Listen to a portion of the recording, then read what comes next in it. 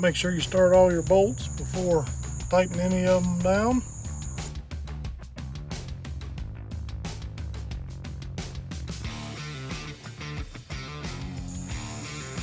Now we're going to plug up the connector, put the battery cable up.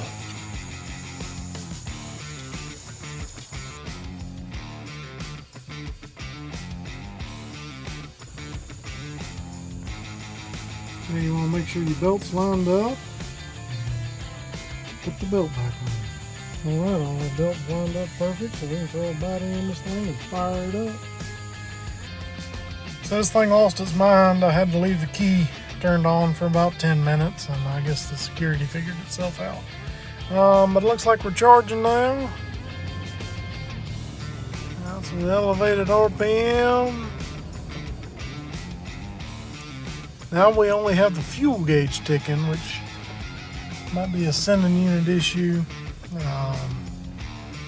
But yeah, earlier it was all the gauges, so I think we're in good shape now.